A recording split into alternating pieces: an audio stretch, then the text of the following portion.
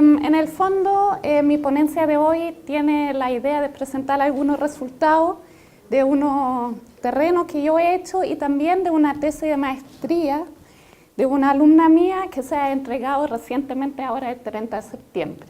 ¿Ya? Entonces, mi objetivo consiste un poco en analizar la consulta indígena bajo una perspectiva analítica de proceso de gobernanza. Entonces, primero quisiera indagar un poco teóricamente qué es lo que yo entiendo como gobernanza, para partir un poco de ahí y ahí bajar a los resultados previos.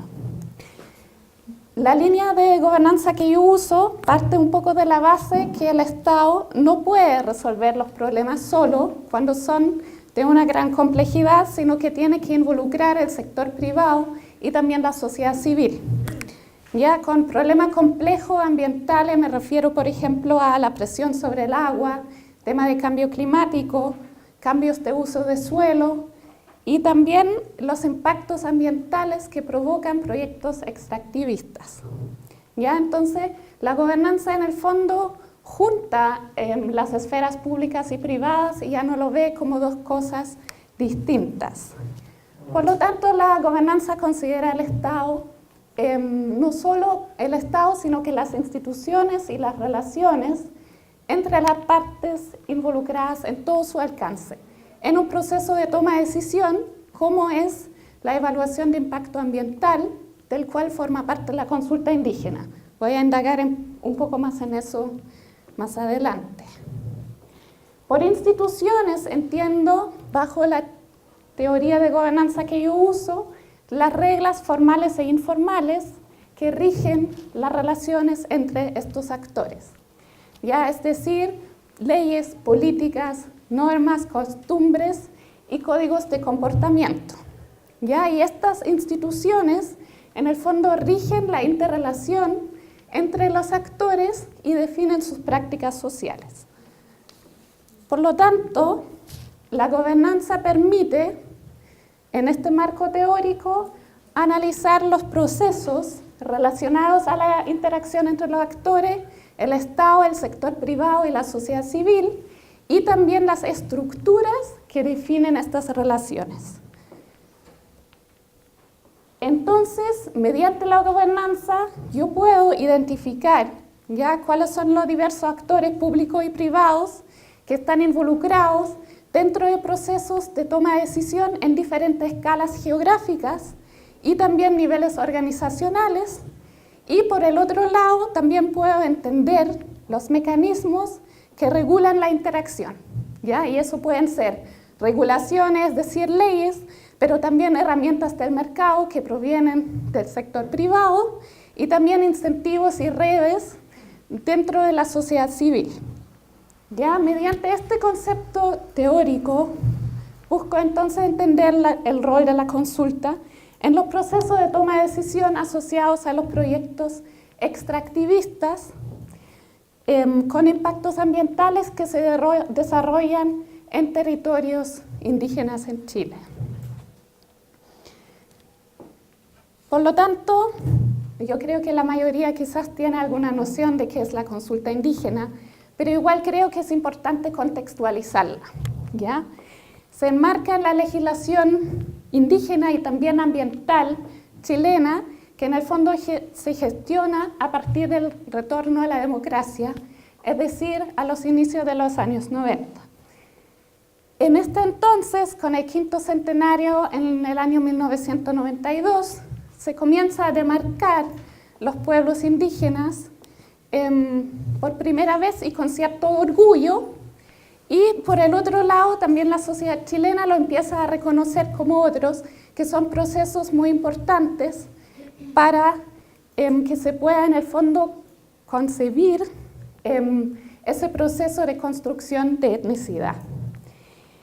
Este proceso de construcción de etnicidad va acompañado también de demandas por autonomía y autodeterminación a las que el Estado chileno busca responder con un nuevo trato a los pueblos indígenas que en el fondo terminan plasmándose en la ley indígena y la creación de la CONADI en el año 1993.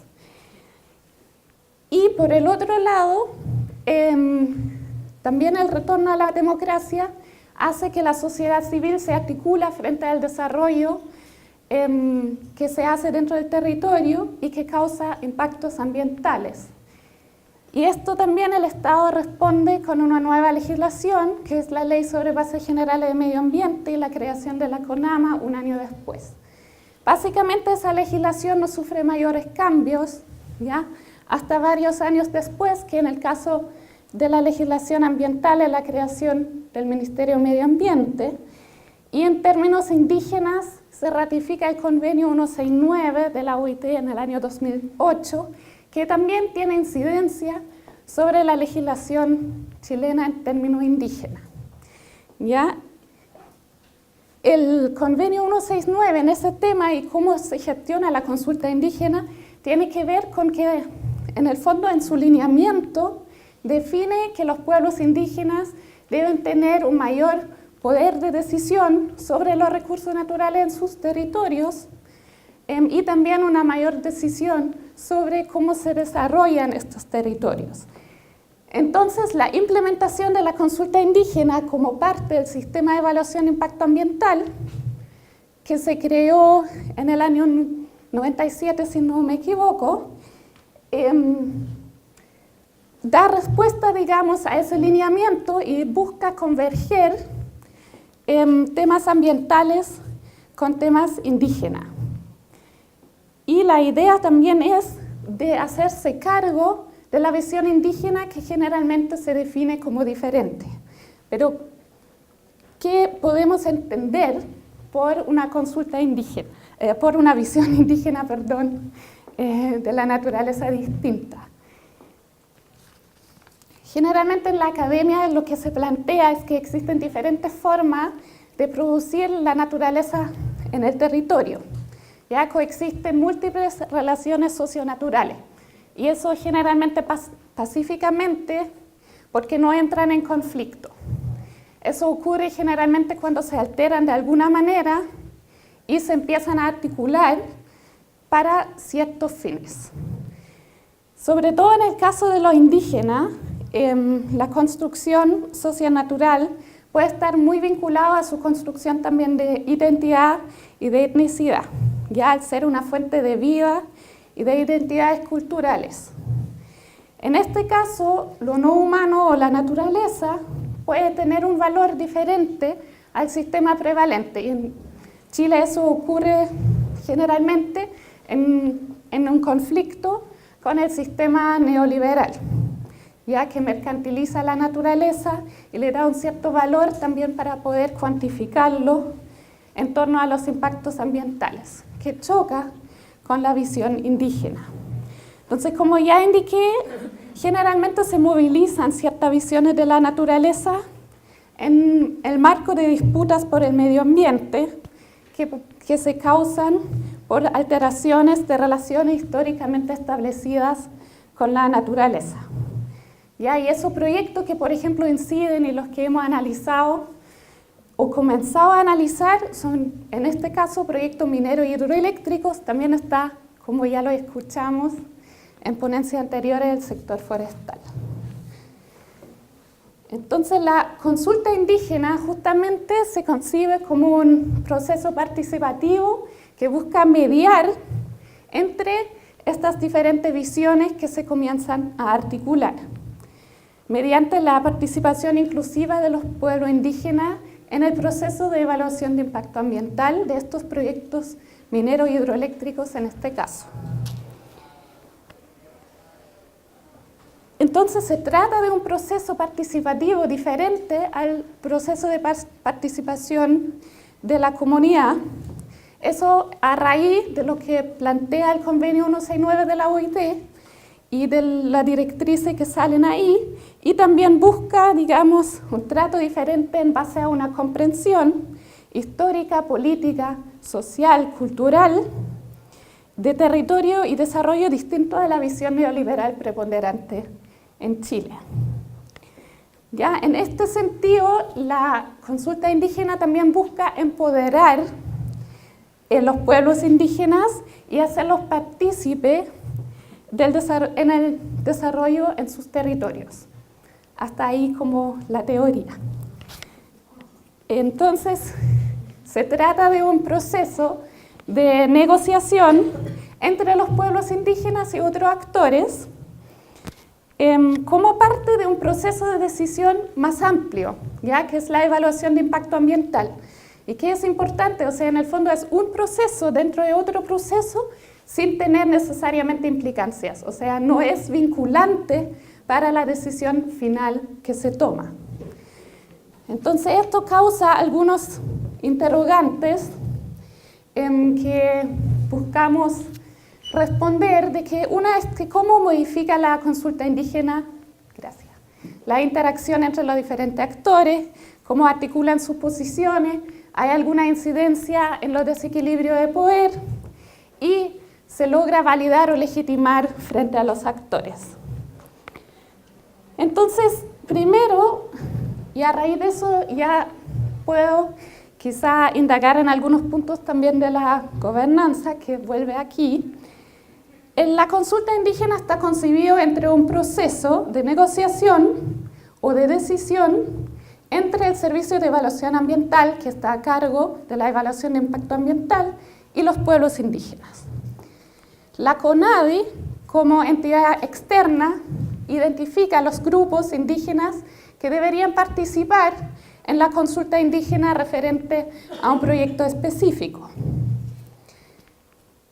Y después el Servicio de Evaluación Ambiental se acerca a estos pueblos indígenas que fueron identificados para presentarles el proyecto.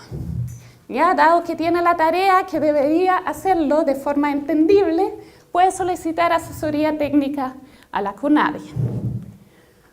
Una vez que el Servicio de Evaluación Ambiental haya presentado el proyecto, se acuerda una metodología para la consulta indígena entre los pueblos indígenas y el Servicio de Evaluación Ambiental, para el cual los pueblos indígenas también pueden solicitar asesoría técnica por parte de la CONADI. Y esta metodología está normada por el proceso de consulta indígena, sin embargo puede diferir entre comunidades indígenas y también pueblos indígenas norte-sur. Y una de las diferencias que se pueden producir es, por ejemplo, la incorporación en el proceso del titular del proyecto. Ya en la metodología se tiene que especificar si el titular del proyecto participa en la consulta indígena o no. En el caso de que no participa, los acuerdos alcanzados en la consulta indígena generalmente se comunican dentro del proceso de evaluación de impacto ambiental al titular del proyecto para que él ojalá lo incorpore dentro de sus medidas compensativas. Esto, el hecho de que no necesariamente la consulta indígena considera el titular del proyecto, crea incertidumbre dentro de las empresas y lleva a que ellos crean su propio proceso de negociación, ¿ya? Que lo denominan negociación directa previa o también tiene otras denominaciones. ¿Qué significa eso? Que esto puede ser un proceso que lo define la empresa define cuándo lo hace, con qué pueblos indígenas habla, puede ser incluso antes de que el proyecto ingresa al sistema de evaluación de impacto ambiental, o también puede ser de una manera paralela, pero generalmente se hace antes y se trata de llegar a acuerdos para tratar de acotar también el proceso de consulta indígena y asegurarse de que si es que no llega a participar de los acuerdos a los que se va a llegar. Aquí hay diferentes críticas. Por un lado, los pueblos indígenas critican de que el Servicio de Evaluación Ambiental no necesariamente explica de forma entendible el proyecto a ellos y que tampoco tiene suficiente tiempo como para hacerlo. Son reuniones bastante breves y muchas veces, o eso es uno de los comentarios que hemos recibido, incluso se le indica a los grupos indígenas que busquen la información por su cuenta en el sistema, cosa que puede llegar a ser difícil si es que viven en territorios aislados, no necesariamente con acceso a Internet y tampoco con el entendimiento de qué implica encontrar la información. Al mismo tiempo, lo que también ocurre es que se generan desequilibrios dentro de las comunidades indígenas o dentro de los pueblos indígenas a raíz de que se empoderan aquellos que están a favor del proyecto. ¿Por qué? Porque los que no participan o los que en el fondo están en contra del proyecto no tienen incidencia de decisión porque la consulta no tiene derecho a veto. Entonces, otra crítica es de que efectivamente la consulta indígena tiene como fin de legitimar un proyecto que se va a hacer de todas maneras. En el fondo, obtener el OK. Y si no se obtiene el OK por parte de los pueblos indígenas, se puede hacer igual. Incluso cuando los pueblos indígenas deciden no participar en la consulta indígena, el Servicio de Evaluación Ambiental puede declarar que sí se hizo consulta indígena aunque no participaron y se puede declarar una resolución de calificación ambiental de todas maneras. Y lo otro importante es de que aquí tenemos varios procesos de gobernanza o de negociación distintos. Ya puede producirse un proceso de consulta indígena entre los pueblos indígenas y el Servicio de Evaluación Ambiental. Puede que se incorpore también el titular del proyecto, ¿ya? Y también está el proceso de negociación directa previa entre el titular del proyecto y los pueblos indígenas sin participación del Estado. Entonces, todos esos procesos en el fondo tienen diferentes reglas, diferentes actores, diferentes mecanismos de cómo regulan la interacción y prácticas sociales en las que se basan. Dado que estoy pasado de tiempo, solamente quisiera terminar con un punto, que es que también el proceso se ancla en el Estado. No sé si se acuerdan a lo que dije al principio, de que la gobernanza parte de la idea de que el Estado no puede solucionar asuntos que son de una cierta complejidad, sino que en el proceso de decisión debería incorporar el sector privado y la sociedad civil, cosa que, por lo que hemos entendido hasta el momento, no ocurre. Eso, muchas gracias.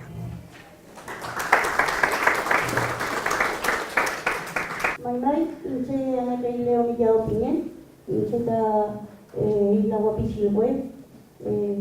Gracias por la información que nos está dando acá. Siento que otra vez, como todas las cosas que se hacen a favor de los pueblos originarios, no resulta. Esta consulta indígena que dicen tomar en cuenta a todos nuestros pueblos originarios es otra falta de respeto hacia nuestro pueblo.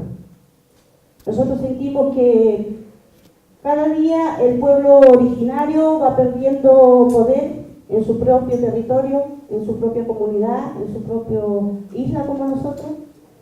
La consulta indígena es un arreglo del Estado hacia la gente que quiere construir, hacia los grandes empresarios, y donde los pueblos originarios pasan a ser la burla de todo lo que ellos quieren lograr. Quiero, por ejemplo, decir, cuando fue consultado por crear el gran puente de la Isla Grande de Chiloé, que supuestamente nos va a traer un desarrollo, que hasta los días de hoy nosotros le preguntamos a los políticos cuál es el desarrollo que nos va a traer, y ninguno nos ha sabido contestar. Fueron convocados una comunidad de Parva y una comunidad del sector de Chacao. Y en nuestro pueblo originario se dice que nosotros somos un todo. Vivimos con armonía con la naturaleza. Y por ser un todo deberíamos haber sido consultados toda la ruta Guapichilhue, la gran isla de Chiloé. Con todas sus comunidades. Y solamente 2 comunidades negociaron, porque esa es la palabra, negociar, en los cuales nosotros hasta los días de hoy estamos en contra de eso. Y no solamente porque nos construyan un puente y nos dejen que ellos quieren llevar el desarrollo. Sentimos que a nosotros nos pasaron a llevar ahí porque el canal de Chacao no solamente es un lugar hermoso, turístico, sino que para nuestros pueblos es nuestra fortaleza. Usted dice que nosotros solamente dirigimos a veces a la naturaleza y todo. Para la isla de Maputa, Huapi, para los pueblos originarios, el Lasquén, el Mapu, ¿cierto? La tierra del mar es nuestra fortaleza. No solamente porque nos alimentamos de ello, sino que porque también ahí está nuestro bien espiritual. También está nuestra, la huetuyefe, van a buscar nuestra medicina. También hacemos nuestro yiyipún en el mar, nuestro lepún. Entonces, el Estado chileno, cuando no entienda nuestra cosmovisión, va a pasar a hacer esto, a vender nuestra cultura, a vender todo lo que nosotros tenemos, la armonía de nuestra isla. Y creo que nosotros, como pueblos originarios, estamos acá para defender, para cuidar nuestra naturaleza, para cuidar nuestra Ñuque Mapu, nuestro Huyuntu Mapu, el universo completo. Y eso no se está haciendo, y eso no se va a lograr nunca mientras sigan faltándole el respeto a los pueblos originarios.